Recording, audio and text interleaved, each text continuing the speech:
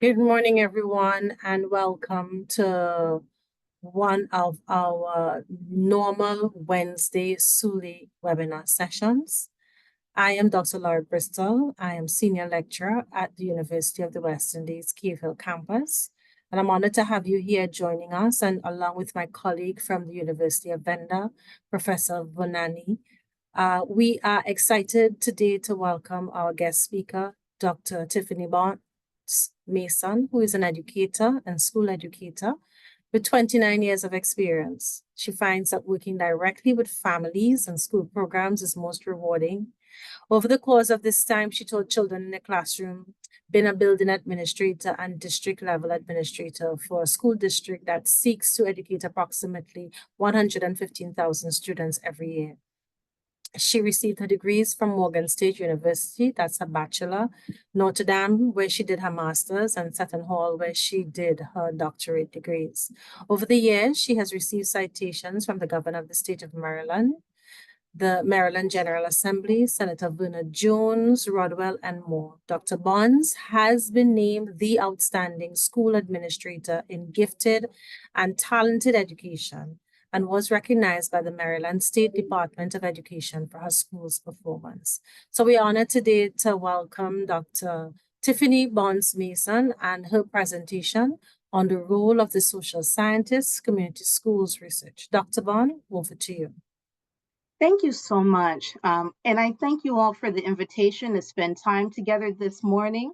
I'm going to move through my research, but also make connections between our lived experiences and the subject of my study, which is Baltimore City Public Schools. There will be pauses for reflection throughout the presentation, during which time I invite you to jot down your initial thoughts in these moments so that we can better synthesize the information and have a really rich exchange afterward. So, and thank you, Doctor, for the introduction. You've gone through my credentials. I will not go through that. I will say that what I'm going to say is outside of what I've done academically. As we work to create equitable spaces, we understand that each of our lived experiences is unique to us, and it shapes and colors how we perceive our work in the environment around us. So with that in mind, I would like to also add that I am an educator, yes, but I'm also a wife, I'm a mother, I'm a grandmother who is a Black woman in the United States, and I am of Christian faith. I'm originally from the state of Connecticut, and now I live in Maryland. And all of these things, again, help to shape how I see my work. I'm going to lead you through my research and findings, but even as I do, I'd like for each of you to consider the question on the screen. The question is not meant to be a metaphysical one, but rather on a much more pragmatic level. Why did you choose to pursue higher education? Was there something about you that made you stand out amongst your family or in your community? Is it a means to an end, such as a career or a salary increase? Or is it a means to a solution to a problem? Let us continue. I live near Baltimore City in Maryland and have been in several Baltimore City schools. Currently, Baltimore City has 156 public schools and educates almost 78,000 students. Over 90% of the students are Black, Asian, or Hispanic. More than 50% of the students are considered economically disadvantaged. Upon graduation, 7% of the students are considered proficient in math, and 16 are proficient in reading. One of the reform strategies utilized by Baltimore City for over a decade is the implementation of community schools. With the alarmingly low proficiency ratings for the graduates of my neighboring school district, I sought to learn how community schools and their initiative was working. Dr. Joyce Epstein, professor of education at Johns Hopkins University in Baltimore, Maryland, is the co-director of the Center on School, Family, and Community Partnerships. One might think that parental involvement in schools need not be structured, and that if left to their own devices, the formation of a decision making core of parent partners will develop organically. With working parents struggling to find a place in their child's academic lives, and schools seeking partners in education of children living in increasingly complex neighborhoods, Joyce Epstein advocates for the establishment of strong connections between parents and schools in support of student achievement. Epstein identifies three specific stakeholders involved in encouraging students. Those stakeholders are the family, the schools, and the community. The visual image on the screen is used to depict the roles of the stakeholders on the lives of children, with the three spheres overlapping in a triple Venn diagram to show the influence of each of the stakeholders on the child. The graphic overlap is intentional. Including parents and community members is not only relegated to merely helping to prepare crafts in a classroom or to be a volunteer reader for a group of children. It is the hope that through creating intentional pathways to partner with schools, that families and community members will become empowered to be involved in some decision making at the school and serve as an advocate for students in school programs. The argument can be also made that all community schools are built on this theory, whether directly or indirectly. This is backed by the idea that all community schools seek to provide services outside of the classroom and partner with those who are instrumental in the lives of the children that they serve. In your community, who is education designed to benefit? Does this design match your beliefs on the role of education? We're going to take a closer look at the predecessors to community schools in the United States, as well as other models. As we review the next two slides, ask yourself, as a social scientist, for whom is each model designed to support? In the early 1900s in the United States was moving from an agrarian to an industrial society. Children were working side by side with adults in factories, and schools were used to produce submissive, direction following workers. The first image is one of historical schools where students focused on memorization and conformity. Researcher John Dewey proposed that schools actively tap into the rich religious, educational, and social resources that were existent in the communities. Believing that schools should be the social centers of a society created not only academic supports, but also physical structures in schools, such as gymnasiums, auditoriums, health rooms, and showers. As in the second image, several schools began providing medical support to children of the community through health screenings and vaccination. In my hometown of New Haven, Connecticut, my uncle was a professor at Yale University. One of his fellow professors, Dr. James Comer, child psychiatrist and educational reformer, gained notoriety all of the way to the White House for his development of the Comer process. This third photo is of Dr. Comer in his office at Yale University. Dr. Comer believes that schools should be responsible for the needs of the community. The Comer School Development Program was designed to create a sense of shared ownership in the decision making of the school.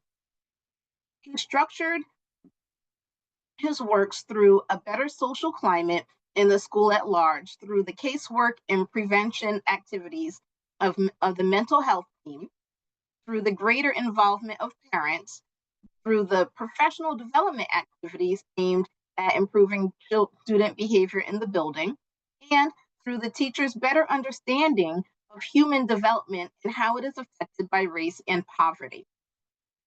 Because of the overlapping of each team's influence, accountability is established and students have a larger network to rely on for a variety of needs. By examining the statistics surrounding the areas of need in a community, schools following the Comer process and begin to provide resources which are created especially for their unique student body. The United States Department of Education recognized the value of community schools, agreeing that in order to meet the needs of a child, one must also address the needs of the family from which the child comes. Within this ideology, the family, community, and school all have a common goal: supporting the student. Community schools create a place where academic, social, and health services are provided for children and adults for the purpose of providing the academic support and emotional well-being for the family.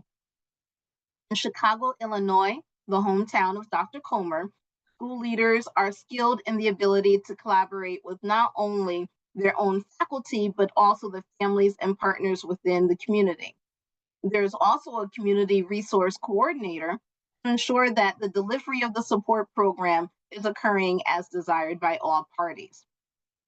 After having a community school or after attending a community school for 1 year between 2012 and 2013, students in the 47 community schools in Chicago uh, had a notable gain in their reading and math proficiency. A measurement of attendance found that after the school year, student attendance also increased at a rate of 3 percentage points over students who were not enrolled in a community school. In New York City, 128 community schools were established by 2014. While each school is unique to the community it serves, there are commonalities across the community, across community schools in New York City. New York City not only included academic performance as a community school accountability measure, but also factors such as attendance, connectedness to adults and classmates, improved school culture and climate, and active family engagement. During the span of 3 years, researchers found that in New York City's community schools, there was a 4.9% higher graduation rate than in the schools that did not have a community school program. The rate of absence also followed the same positive trend, with 7.3% less students absent in community schools than in other schools. In the 49 community schools in Hartford public school system, the purpose of the community school was to find a match between community partners that can ameliorate the targeted needs in schools that have identified those specific needs. Services provided include mental health, extracurricular tutoring, adult education, and structures to facilitate relationship building and collaborative decision making between the schools and parents. Student achievement in the Hartford community schools was measured in the percentage of students scoring proficient in reading or math on their state test, the Connecticut Mastery Test. 2-year mastery test performance data from 2009 to 2011 was examined. Community school students scoring proficient in math increased from 59 percentage points to 62. Those proficient in reading increased from 44 percentage points to 52. Areas of inconsistent growth seen in the urban community schools was related to parental involvement, student attendance, and student behavior incidences that led to suspensions.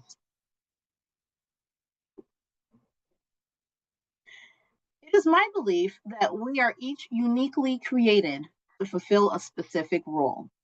Understanding your role and honing your craft helps you to be prepared, or as the adolescents in my school would say, stay ready for your specific calling. Are you getting ready, or do you stay ready to be used? I digress from the discussion of community schools briefly to enhance the meaning of staying ready as a social scientist.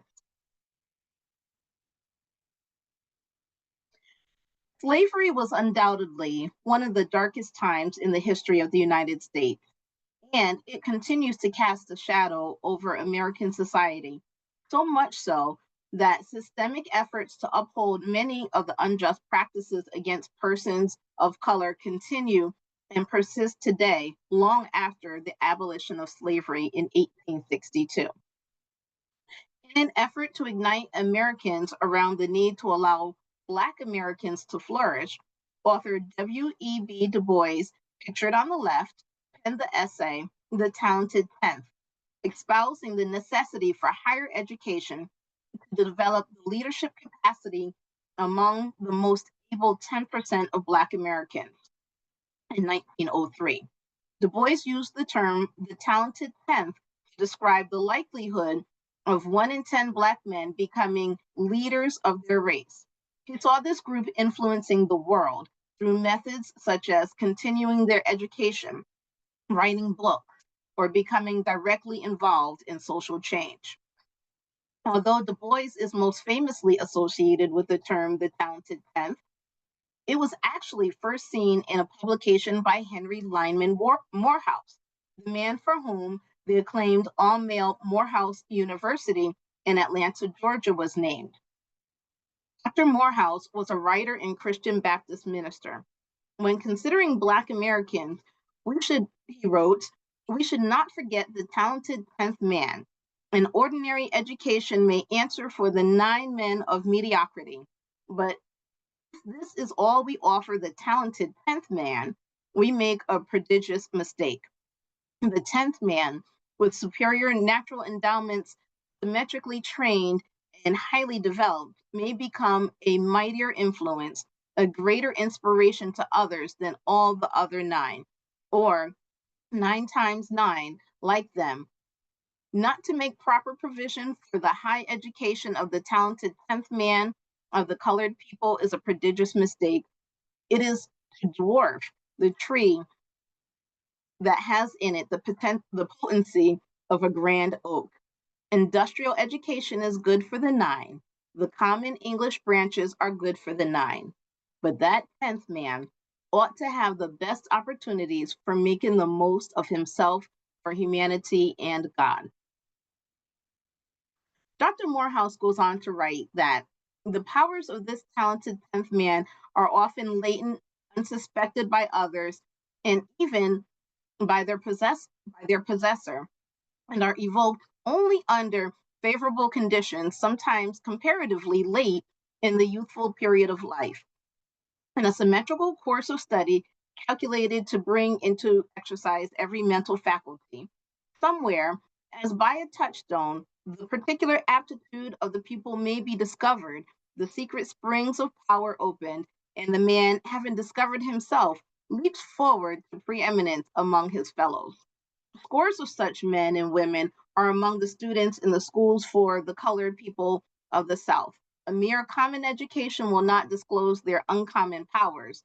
They need the test of the best. And somewhere at several central points at least, provision should be made for the higher education of the talented 10th man, as well as ordinary education for the other 9.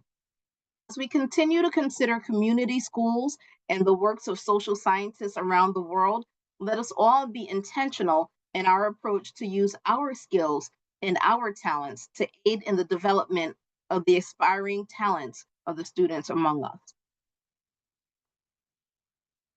The 1800s saw slaves arriving by the shipload in the Baltimore harbor to be detained and sold on what is now a landmark for tourist attractions.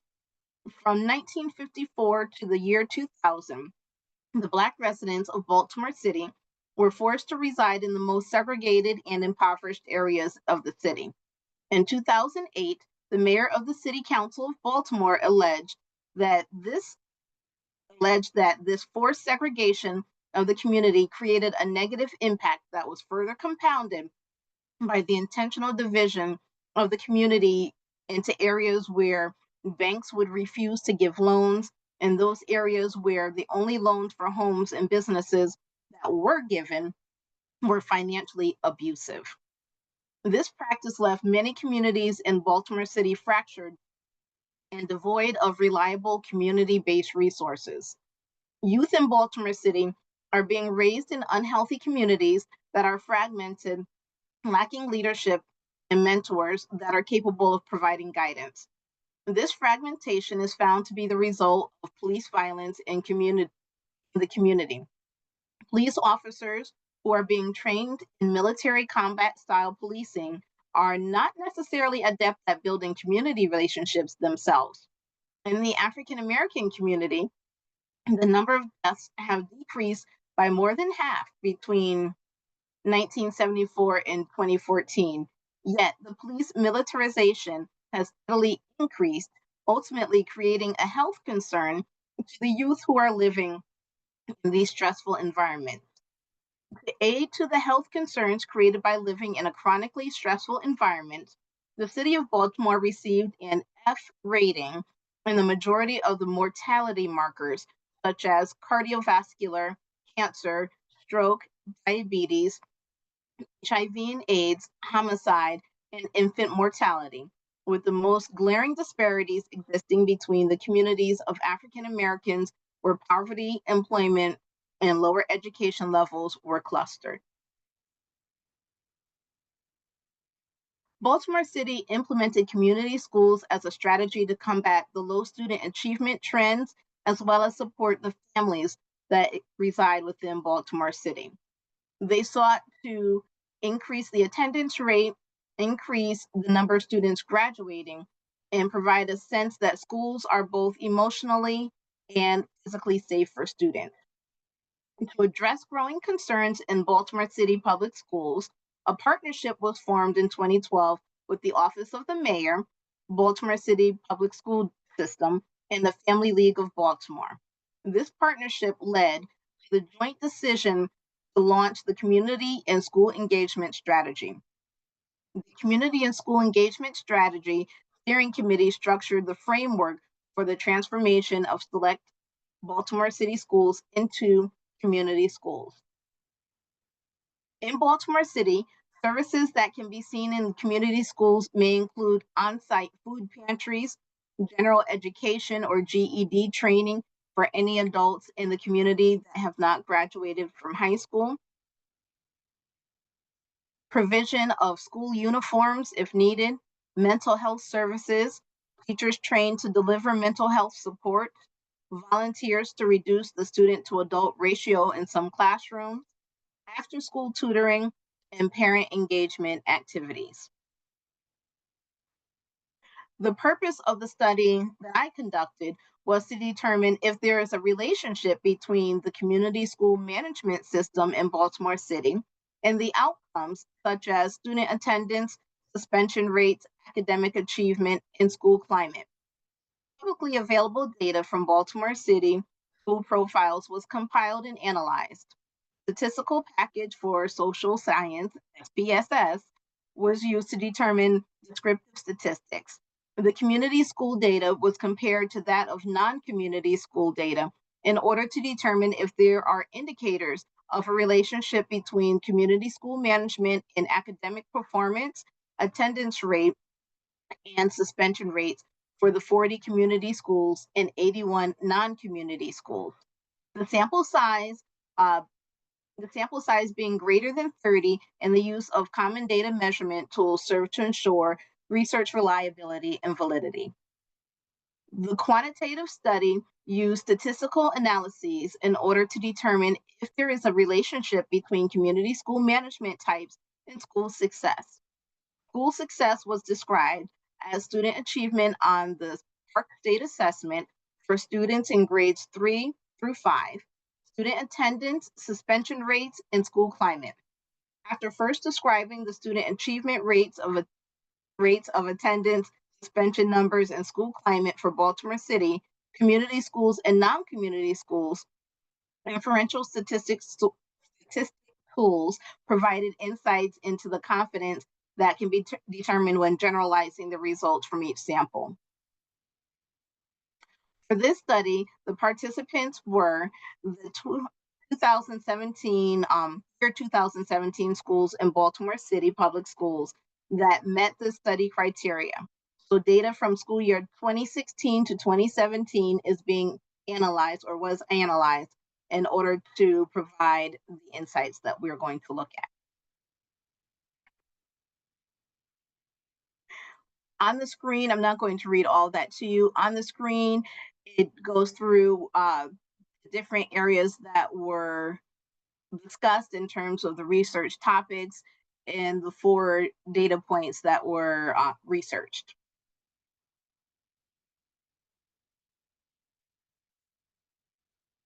The data regarding student achievement, attendance, suspensions, and school climate were compared to additional publicly available data from city schools, such as their school surveys of families and students, which provided the overall school climate responses for city schools. The latter provides school-specific climate responses, including the number of eligible parents, staff, and student respondents that took the climate survey, as well as the dimension scores for each of the questions. The state of Maryland chose to measure the students' readiness for college and career using the PARCC state assessment. For Maryland public schools in 2017, the PARCC test was administered to students in Baltimore City in grades 3 through 12 to measure math and English proficiency. The PARCC results are broken down into 5 performance levels, with level 4 indicating that the students met performance expectations and level 5 indicating that the students exceeded expectations. For my study, the student achievement was defined as the percentage of students at each school who met or exceeded performance expectations by scoring a 4 or 5 on the PARCC assessment in the spring of 2017. In the study, the attendance rate of each of the 121 schools in the study was examined, determining the overall difference between attendance rates of community schools and that of non-community schools. Students who missed 10 or more, or 10% or more of their school day will be considered chronically absent. That's over the course of the year. Students who miss fewer than 5 days of school in each of the 4 marking periods will avoid this distinction. The school-wide attendance dependent variable in this study is a percentage determined by dividing the total number of days the students are enrolled in a school by the total number of days that the students were present. The expectation of student conduct and recommended disciplinary actions for breaches of the Code of Conduct is outlined in the Student Code of Conduct for Baltimore City Public Schools. Disciplinary response levels range from 1 to 5. Level 3 and above may result in a short-term suspension, long-term suspension, or extended suspension or expulsion from school. The suspension-dependent variable in this study is the total number of suspensions in a school. It is not a percentage or a calculation of the amount of time lost due to the suspension, nor is it a by-student ratio. It is a count of the total number of suspensions or expulsion occurrences for each school. Suspension data will include all suspensions and expulsions, including multiple incidences that may have occurred from the same student.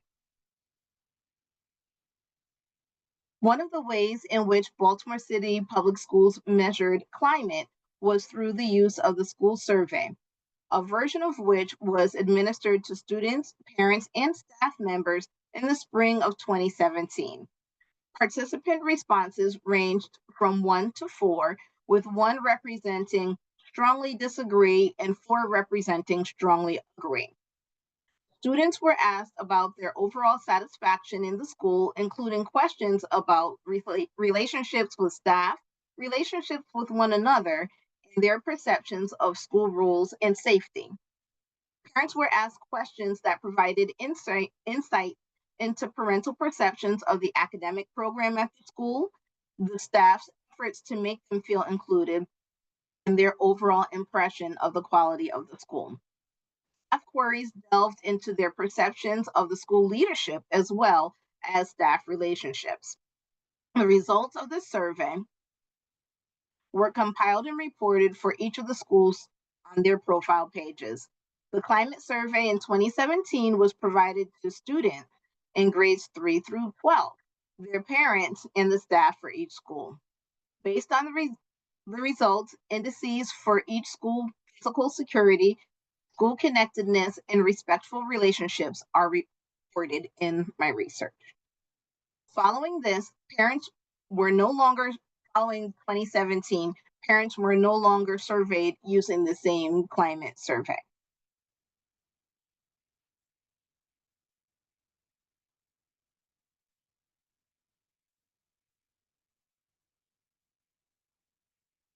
When comparing student achievement between community schools and non-community schools on the Park assessment, the results were mixed. There was no statistically significant difference between the mean scores of community schools and non-community schools on the 2016 math assessment, 2016 ELA assessment, and the 2017 ELA assessment. There was a statistically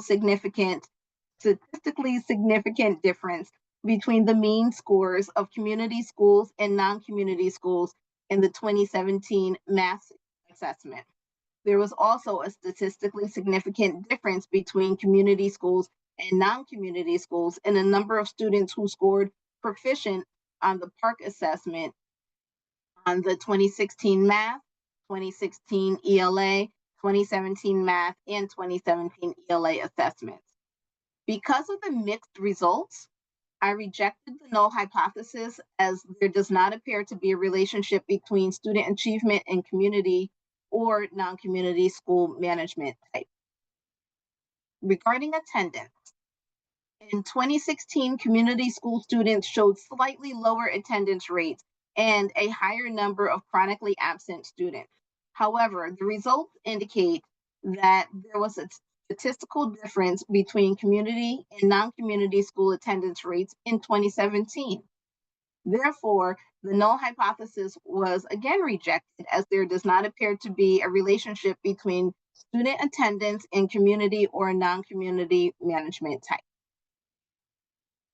Suspensions. The three data points used for comparison were the number of suspensions in 2016, number of suspensions in 2017, and number of out-of-school occurrences due to suspensions in 2016. The number of days missed is a data set only reported in even years, so the study has no data from 2017 to analyze. The purpose of including the number of days missed due to suspensions was to add additional validity to how suspension data is interpreted, as schools themselves may experience disciplinary infractions of varying severity, thereby potentially requiring varied days out of school due to suspensions. The results indicate that there was a statistically significant difference between community schools and non-community schools in the number of suspensions in 2016 and 2017. This was not the case when comparing the number of days out of school due to suspensions. School climate. The result of the data analysis found that in 2016 and 2017, there was no significant relationship between community schools and non-community schools in school climate when measuring the school connectedness and respectful relationship indices. There was also no significant relationship between school management type and the physical security index in 2016. However, there was a significant relationship between school management type and physical security index in 2017. Indices examined were the 2016 and 2017 physical security, 2016 and 2017 respectful relationships, and 2016 and 2017 school connectedness indices. Because there was a significant difference between community schools and non-community schools in one of the 6 indices, the null hypothesis was rejected.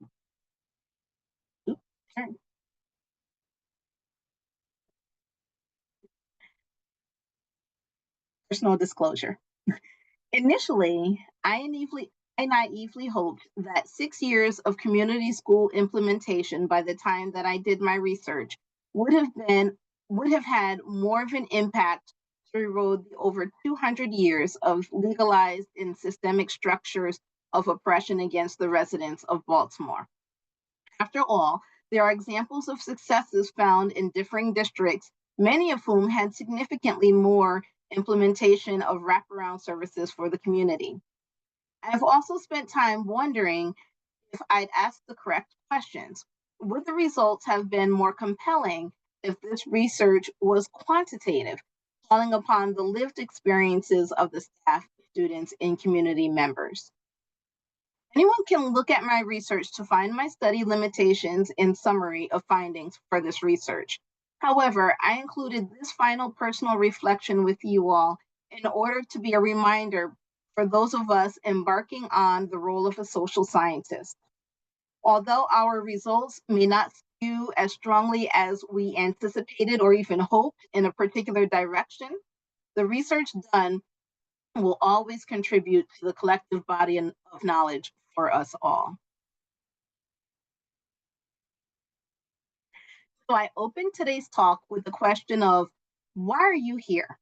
I then ask, who is education in your community designed to serve? What are your personal strengths that lend to this work? And finally, what additional factors would you use to determine program effectiveness? Whether you are a W.E.B. Du Bois, Mr. Morehouse, a Dr. Comer, or even a Tiffany Bonds, you are uniquely placed in a position to empower the 10th man, find him or her, and help them to aspire to their greatest potential. The role of the social scientist is to use our research to inform the policies of today and support the leaders of tomorrow. Thank you so much for your time. I'm going to put some of my references on here, and then I'm going to open up for our discussion. Thank you. Thank you so much, Tiffany. I'm going to invite my colleague, Professor Vonani, to give her reflection on your presentation before we open up for questions. So, Professor Vonani. Yes, good evening, and thank you so much, Tiffany. The questions that you raised in the beginning and at the end resonates. Why are we here and why do we do what we do? And who is education designed for? I want to appreciate the where you started, locating yourself and indicating who you are in relation to your work, something that is very important, but we're still struggling to get around it, coming or being influenced, by these notions of objectivity. So I want to appreciate that and to also indicate that it is relatable to many of us in this platform. I will definitely introduce some of the key colleagues with who also worked with Professor Sichawa. I can see Professor Jansen van Vieren and Pindile Lukele. So I'm going to obviously put you on the spot in a minute, but sufficing to go back to my reflections and in appreciation, the theorizing that you introduced and reminded us of Dewey, you reminded us of Epstein, you reminded us of the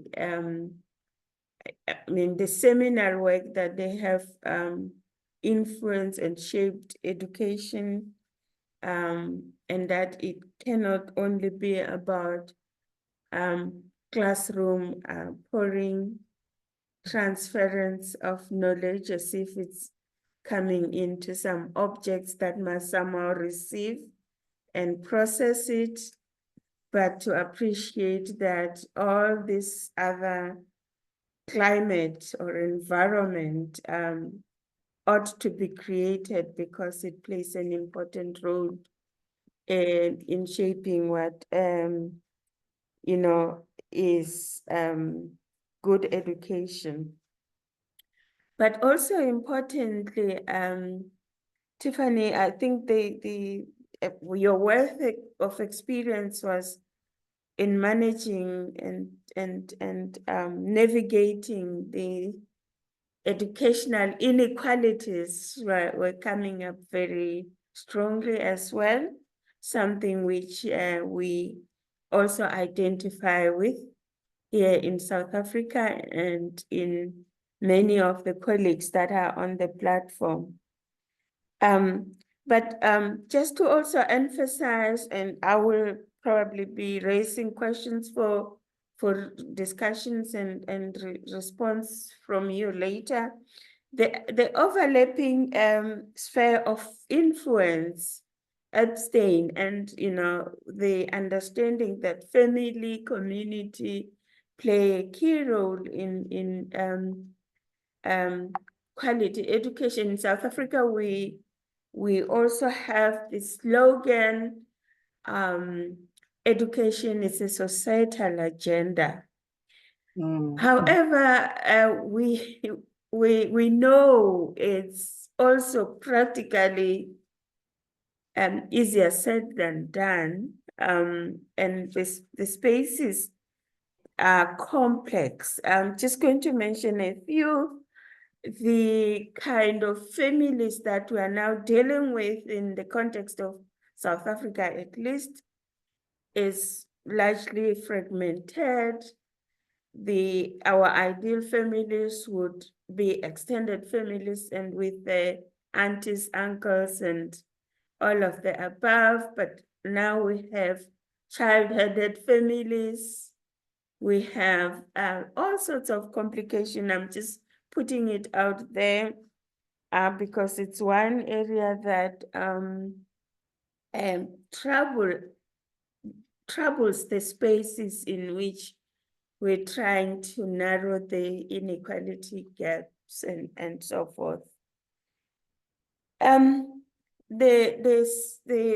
It almost you reminded us of the significance of creating this environment where a learner is taken or should be treated in a holistic way, mind, body, and spirit. And we now know these things are not disconnected as we thought they were in the initial teachings. But again, there are complexities and difficulties, but thank you for reminding us that of utmost importance was you taking us to the historical evolution where you are at in Baltimore matter in relation to the past. And I can also say that all the nuances and the dynamics, the complexities that we're lifting out, we can relate with also in our own history in South Africa, that we are grappling with the issue now also of the COVID-19 that has also created lots of other complexities in terms of access to education and the use of digital platforms and so forth, whereas on the other hand, those are still, difficult to access for some group or for some populations. So yes, I also was excited when you were talking about or asking us the strength, reminding us of starting from our strength, and because obviously we are gifted differently, and as a community of practice of educators who wants to make a difference, we can indeed collaborate well, reminding us of Du Bois, talented 10th, and the very fabric of how the mission, why we do what we do, and why we should be reflective, should be also about, lifting out those that enables us to lead a life of mission, impact and redress and social justice, and so thank you very much. The case study or the portrayal of the the arrival during the Baltimore phase, the harbor pictorial also was well placed in order to remind us of, well, at least from where I was seated, it kind of something that remind you of how far we've come. Yes. And sometimes becoming almost impatient about how it seems we are slow in getting to, with all the movements and the efforts and the interventions, one would wish that we are in better places, if I were to put that in short.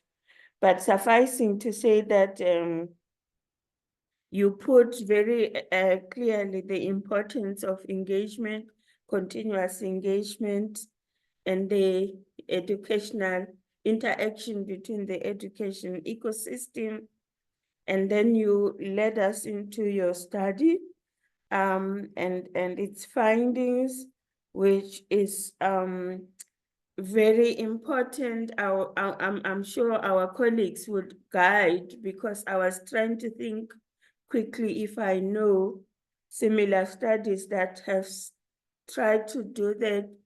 And in some questioning, and you will also respond to this one, I think, I wanted to find out what would be the equivalent of a non-community school system, non-community-based school system in South Africa, because I think based on my upbringing and where I come from in the rural-based university, that's all I know. But this question is arising, at least from me, from when you were showing the hypothesis that you had and how they were rejected, and reasons that we could also relate with.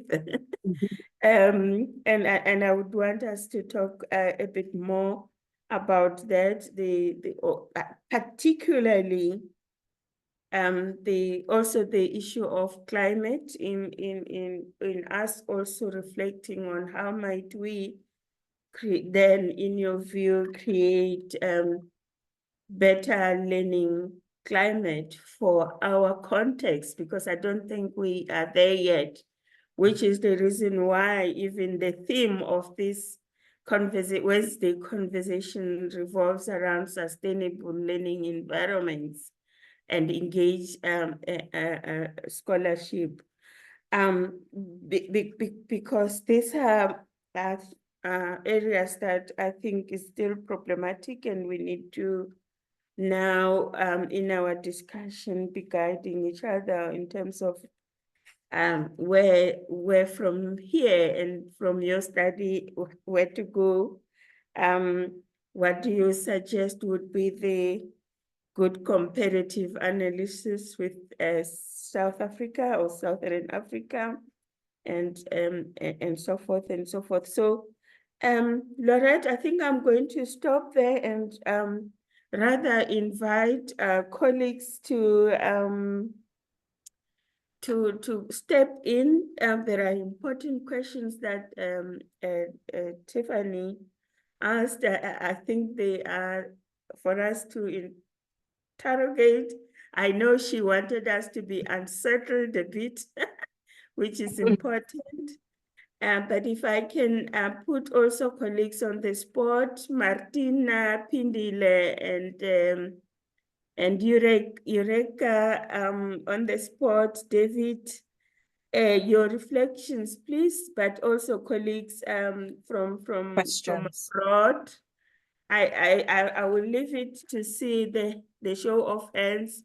I was mentioning these colleagues because as I indicated, I would like to acknowledge them from the University of Mpumalanga.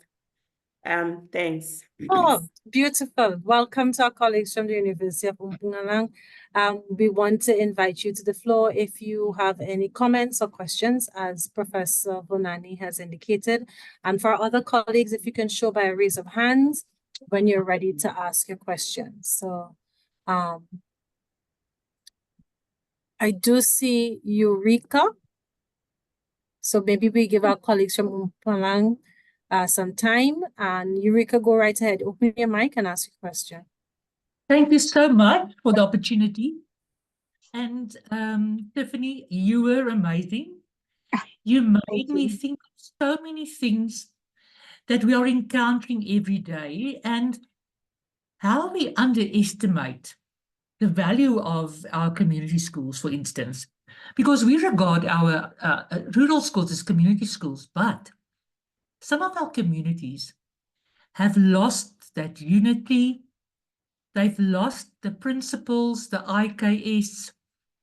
Unfortunately, so that is making it difficult. But then, of course, you now opened a can of worms in my head because I have been involved in a few incidences this week where I'm from the education faculty, so social scientists, and working with postgraduate students. And then, of course, these students, my mission is to try and empower as far as I possibly can. Even from my white perspective, I think I have a lot of empathy because I also come from a culture where our language was killed by the English. And of course, then the same culture group went and did the same to our Africans. But I understand a lot of that because my father wore a board around his neck saying he's a donkey because he couldn't speak English. And he could only speak Afrikaans. He was not allowed to speak Afrikaans. So now with this whole language thing as part of the role of a social scientist, this came into mind. I found that some academics working with me do not understand that there's a difference between equity and equality. I have now, in this week, we had a meeting where one of our researchers was adamant that by sending our students dissertations and so on for language editing actually means we are helping them to commit plagiarism because it's now another person's word choice. And of course, then I wanted to fight. And it's a bit awkward because empowerment is about equity. And when we're working with postgrad students, what are we assessing? Are we assessing their language knowledge or are we assessing their ideas and findings? Exactly. But yes, but now as an examiner, if I assess something and the language is not good, I'm going to make that remark and there's a mark to be given for that. So as far as I'm concerned, when you are sending a student to be edited or whatever, you are assisting him because the ideas are not changing. The notions are not changing at all. The knowledge is not changing. It's just, the findings are not changing. It is absolutely only the language that's changing. And what worries me is that the people who are also part of this are not whiteys like myself. They are Africans. And they underestimate their own culture group by saying, no, they can't be edited. Language is just a way of conveying your knowledge. It shouldn't be playing a role in your knowledge and your standing. And I think it's important for us to teach our students that you are amazing as you are. Language does not define you. And that is what you opened up in my mind today. But thank you so much, Tiffany. Thank you for sharing that. Tiffany, do you want to respond to some of the comments that were made by Professor Vernani and, of course, our colleague Erica? Yes, well, thank you both for the richness of the conversation. And I will start with Professor Yurka because it's fresh in my mind. A lot of times, especially if there's been a system of oppression, language is used almost as a tool in that oppression.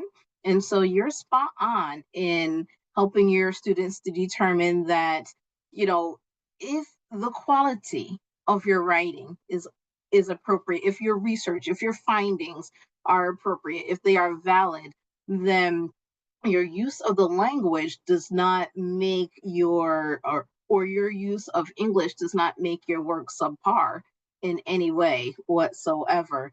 But that is not an uncommon unfortunately, especially in higher academics, that is not uncommon even in society to use a person's ability to use English as some kind of threshold to determine their quality or the worth of their writing. So I thank you for that, for sharing that in your personal reflections. And I know your students are better for having their exchange with you.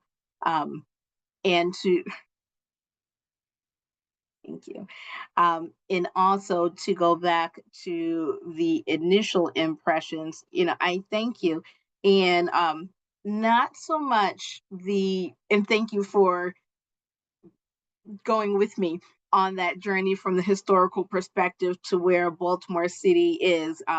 And it probably came through in my writing, in my talk, that I really wanted the data to work. I wanted it to show what I wanted it to show, that we finally had something that we could put our finger on and say, this is the way. This is the way to fix everything. This is the way to make it all better. And life is not that simple. It's not that flat. It is very nuanced. It is very complex. There are so many factors that come into play. But one of the things that I was concluding with on there, and that, I encourage all of you all to share with your students, is that through the work itself is the benefit for the greater good. It contributes to the body of knowledge. And even if the outcome isn't what you anticipated it being, it can still in some way be an inspiration. What we do can still be an inspiration to someone else as we find, those, not that we're ignoring the other 9. We are educating all children, but looking to especially aspire and raise up someone who has a unique talent or a unique interest and can go farther if only encouraged. So even while our systems, they're not broken, but they don't work as well as we would like, given all the trials that society is going through, even in that realm, success in impacting and inspiring the youth, is definitely found still. And I commend you all for the work that you're doing.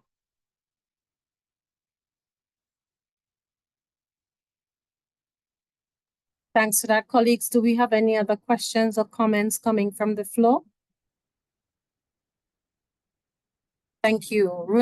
Rudzani, you have the floor. Okay, thank you.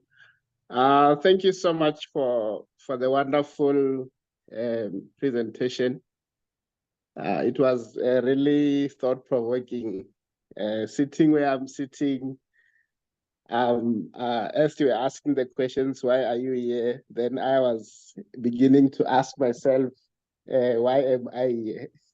So I think those questions that you pose on the personal reflections are very good and are very important, because we need to self-reflect as we do our work.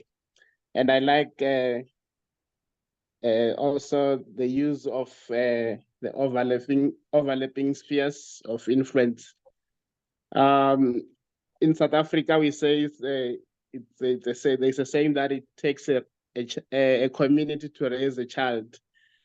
But one thing that I've observed is that there is a diminishing of these three spheres that needs to partner together in order to raise a child, especially when you look into our community school in South Africa. We call them public schools. You find that in many of the public schools, there's less involvement of parent in the schooling of the children. So I feel like it's important that our schools adopt these Epstein overlapping spheres in order to help raise with the development of the child that are at school.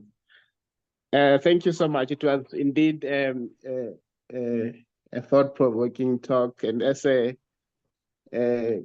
social scientist, I learned a lot. And when we were talking about Du Bois and being uniquely positioned to empower the 10th man, so you reminded me of the inauguration of our vice chancellor here at the University of Venda. The person who delivered the speech really emphasized on Du Bois and the talented 10, and did emphasize that our VC was indeed positioned to empower other leaders to take the university forward, and we are indeed on the right direction. Thank you so much. Thank you, and certainly confirmation on your work. I just want to clarify slightly, and I think everyone got the point, but in when I'm talking of community schools and non-community schools would be your regular public schools. Community schools are schools that have extra supports for families, for the community, where there would be tutoring, adult training after hours. There might be food pantry, free food for folks living under the poverty level, medical care. Some have dentists that come in and provide dental care and clothing. So a community school has a lot of wraparound supports for the entire family by these different companies and organizations in the community that are sewing into that particular school. And a non-community school is a regular public school that does not have a lot of that outside wraparound service. Thank you.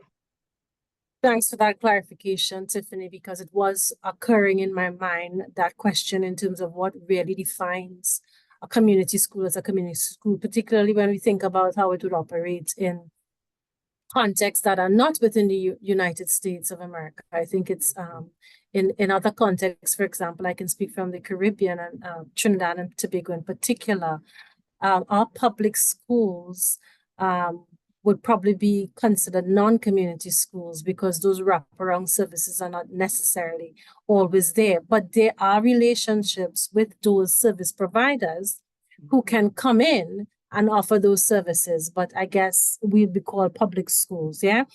Yeah. I do have a question in the context of the community schools, and in a case now before, and I do recognize my colleague Vanani, and in a case now where there is so much more strictures on the kinds of, I guess, autonomy or advocacy that teachers can provide for students. For example, vaccination. Yeah. How does it operate in the US context in a community school? Because in Trinidad and Tobago, for example, if the nurses are coming in to provide vaccines, you must have parental permission for the students to take the vaccine.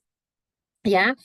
So what's the kind of scope of autonomy given to teachers and the principal within the community school to provide services such as vaccination, for example? It might be psychological support for students. How do they work with parents and the wider community to be able to do that safely, for want of a better expression? Excellent question. Yes, the school cannot, in the United States, the schools cannot implement anything without the approval and consent of the parents. In each community school is going to be a little different in what they offer, because prior to bringing in the supports and services, there is a study of the community. There are lots of surveys, interviews with the parents, interviews with businesses around what types of employees are you looking for, what would help you. So there, that research that's done up front creates a needs-based assessment of what does this particular community that this school is in need.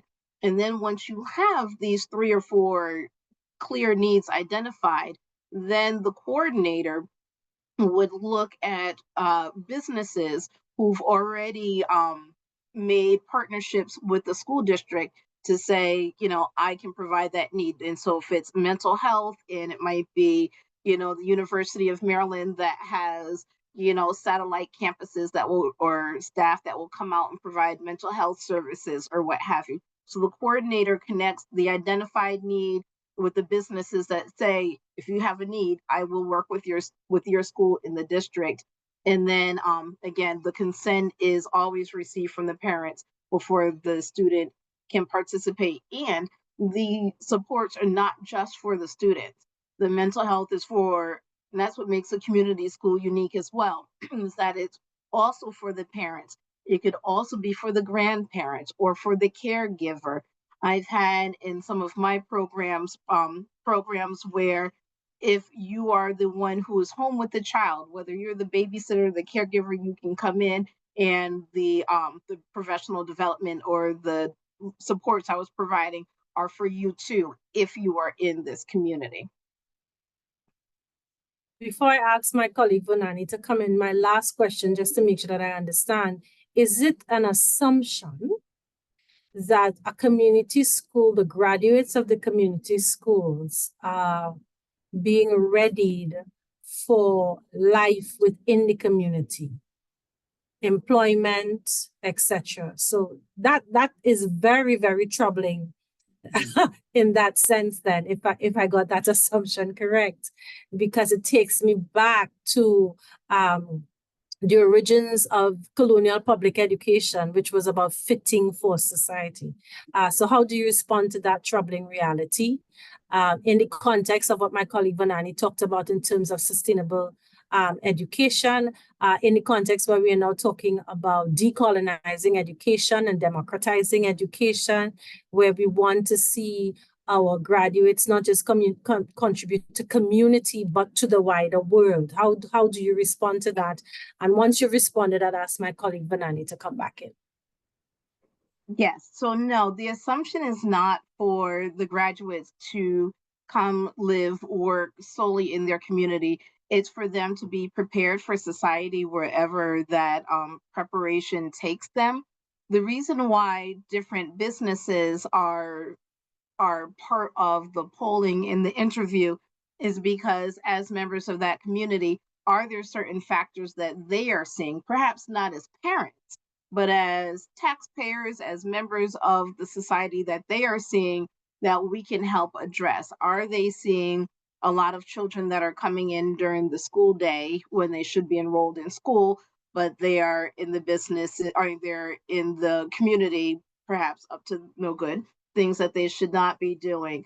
Are they seeing that some of the parents are coming in, unable to afford the groceries, or unable to do, certain basic math skills to calculate how much will this cost before they get up to the register? So the community businesses are asked or are part of that interview as well, just to get a feel for what's happening, not just with the children, but with the adults that are in the community, so that we can better connect the resources to support. Okay, got you. Thanks for that clarification. Really helpful. Vonani?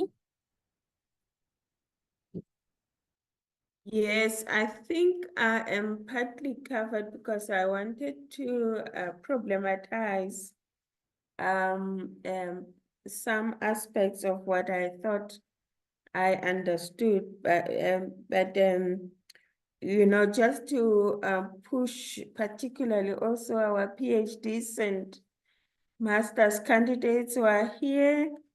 I will start by just saying and reminding you that these questions that Tiffany reminded us apply to your choices in terms of what kind of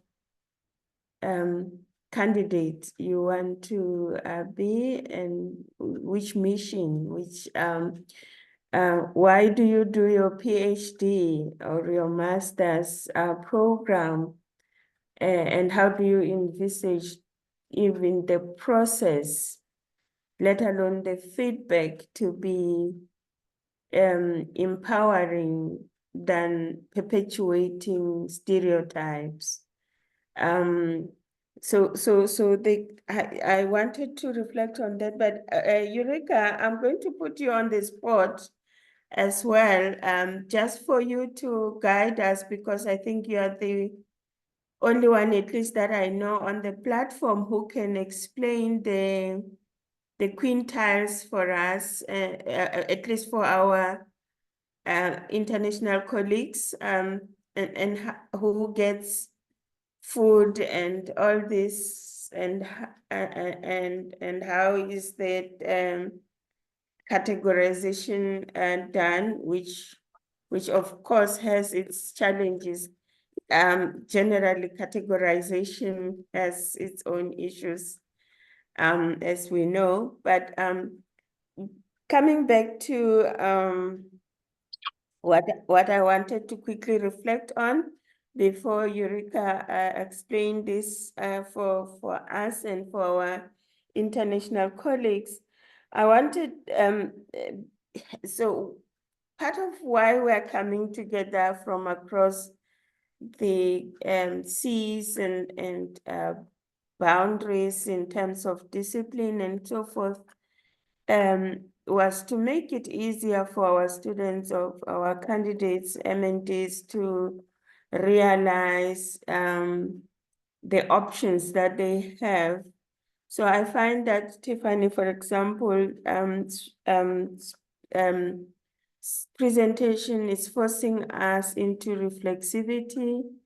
In some ways, we should be in the scholarship of humility, where we accept when the findings are not what we have predetermined or we have envisaged, and we look at it as a challenge than to now come up with these funny concepts of manipulation and I don't know what.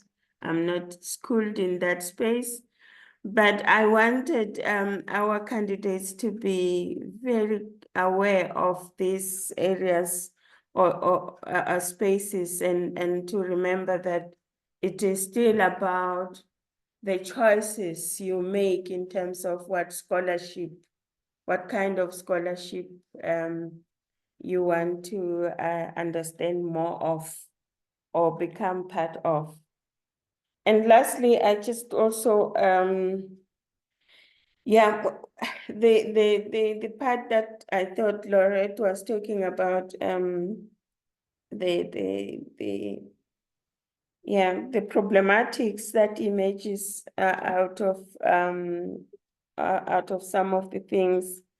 I will leave it for continued conversation. But I wanted to just understand, you will say this in your concluding remarks, Tiffany, in terms of I know we have the same in South Africa, the suspensions I said when you were presenting, I said I would ask what would be the common reasons or examples or case studies where the learner will be in suspension, and what does this mean? What does the interpretation mean in relation to context and background and who we understand the complexities to be? I'm sure you understand what I'm grappling with, in line with the yeah. And lastly, the question that you ask are very important for I think the scholarship of engagement. Would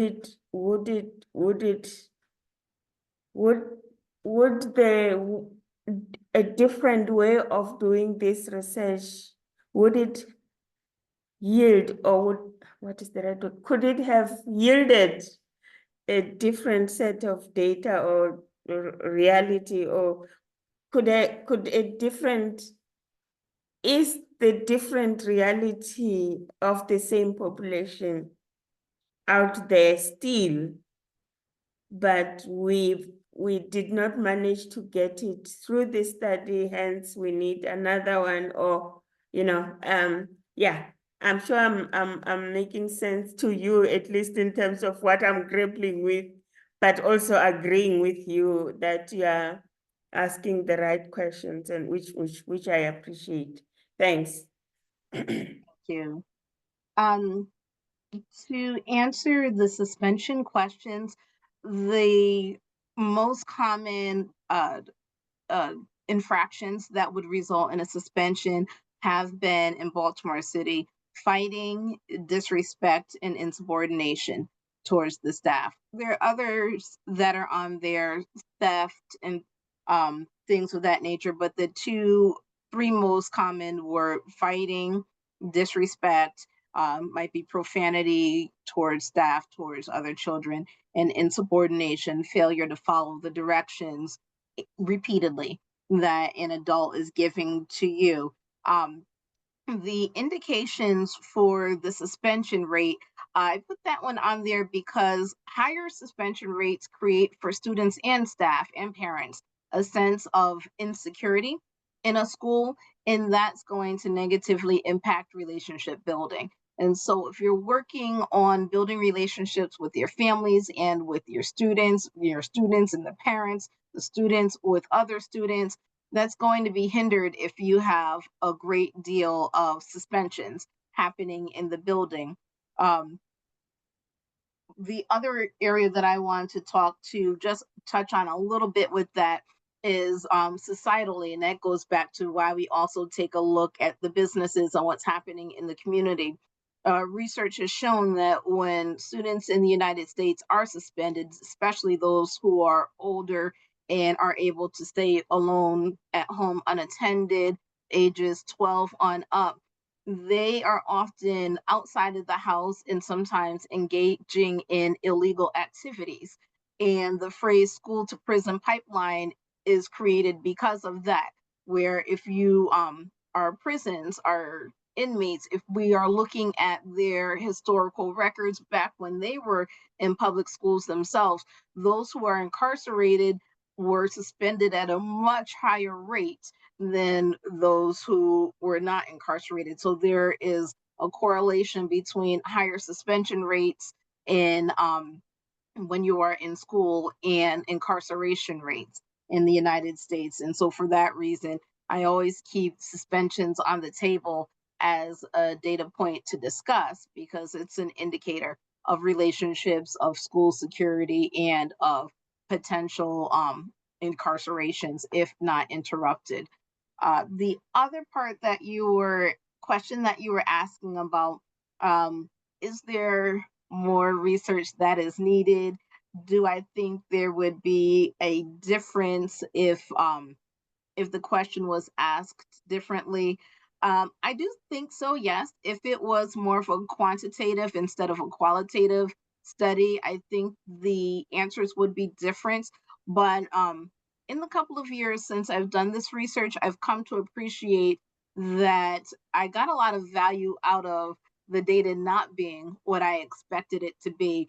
And as a person who leads a community school and supports other community school programs now, it makes me much more sensitive to making sure that we are truly addressing the needs of the family. Are we engaging them? Are we asking our stakeholders, or are we in our intellect and education just assuming that we know what's best for everyone without engaging those? Kind of goes back to what Eureka was saying, some people using language as a barrier to others. Some people also use education as a barrier. I am more educated, therefore I know what's best for you, and that is quite false. So it's my data not coming out the way I anticipated has made me more sensitive, and I think a better social scientist in working with our communities. Yeah. Yeah. So Loretta, I just want Eureka to explain quickly if I may, Sure, because yeah. yeah. Bunani, you put me on the Yeah. spot. Yeah. Right. Tiffany, right. So we have 5 quintiles. Quintile 5 is your richer schools, if I can put it that way. Quintile 1, 2, and 3 are for the poorest schools, and they are no-fee schools. Now, some of these schools do ask parents for a little bit of a contribution, but these are also the schools where children are fed, and I have seen the difference it does make. And many of these schools also have their own gardens and are really working hard to try and make ends meet. Your higher quintile schools like 4 and 5, obviously, sorry, I've got a parrot that thinks he's a human in the background. But what's happening now is your quintile 4 and 5 schools are the so-called rich schools. So they get less from the less of a subsidy.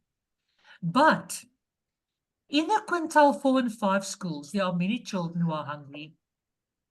These children are fed by the community, like churches who come in and say, okay, our church will look after 20 kids. So what they do is they will have a roster and they'll take turns in providing sandwiches and snacks or whatever for these kids. And they know where they can go. It's not a big scene. Little boxes are packed for them, and they can go to a specific place to collect them. So they are also fed. So it's very difficult to say that quintile 4 and 5 schools are just for the rich, because it's not really true. Many of these kids' parents cannot afford, and the schools try and absorb the fees by doing a lot of fundraising. And of course, unfortunately, the sad thing is that your lower quintile schools have a problem with parent involvement. It is so sad. I have seen schools in communities like in KwaZulu-Natal, where I worked for a while. You'll have 2 schools, primary schools in the same community, exactly like 500 meters from one another. The one school will look fantastic, will have a garden going, will have discipline, will have a neat ground. Right next to it, there's another school that looks like a disaster area. So it is so difficult to just say, quintile 1, 2, and 3 schools are bad and poor and what, because some of these schools are run in a wonderful way, and you can see the result. So it's not just the quintile of the school that determines what the outcomes are. It's also management and community. And to me, of that, community is the biggest part. Thank you for that.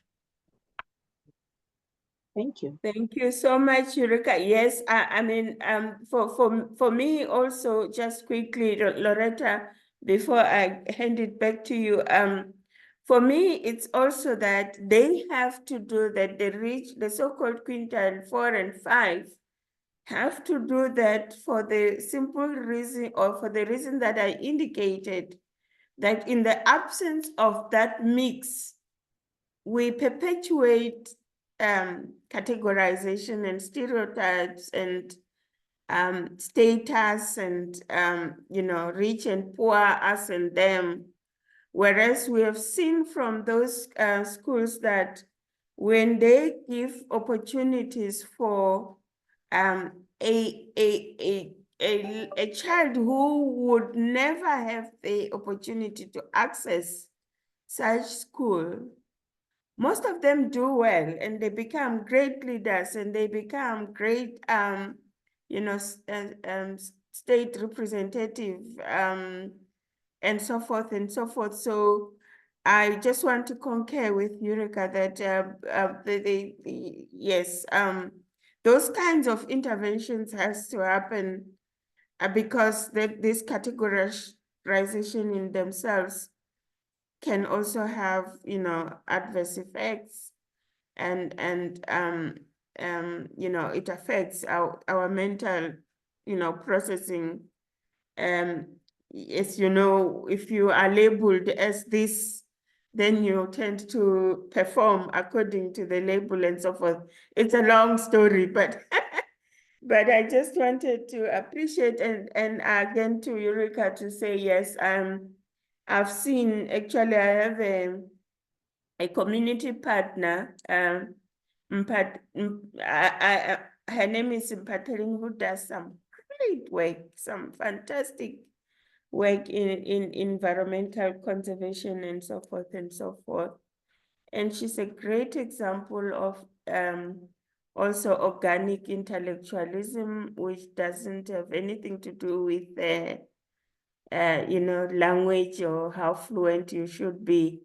She has been an international figure, and so forth and so forth. And that's why in many universities, we also talking about, we have to be able to write thesis in our mother tongue, if we can. But the other challenge is that we do not have like properly trained language, mother tongue language supervisors or co-supervisors. But on that note, I will hand over back to Laurette. Thank you, colleagues. I will pause there, but as you know, as you can see, Tiffany, your presentation it's really something that we will still be processing beyond this session. Thanks. Thank you, Yes. Vanani. Thank you so much, and thank you, Tiffany, and thank you to Vanani and our colleagues. Certainly a lot for us to keep thinking about throughout the rest of the week and into the following week. The origins of where we find our source for what makes us curious as social scientists, and particularly how do those origins help us to become advocates for the spaces that we serve. So thank you so much, Tiffany. Thank you, colleagues. Colleagues, we look forward to our next session, which is going to be on next week, Wednesday. But before we go, please use your reactions button to show your appreciation to Tiffany, the work that she has done, and the ways in which she has given us food for thought today. Thank you so much, Tiffany. We do appreciate that. Our colleagues, this brings us to the end of our session today. And until next time, see you next week, Wednesday, please, God. Take care. Bye, everybody. Bye. Thank you.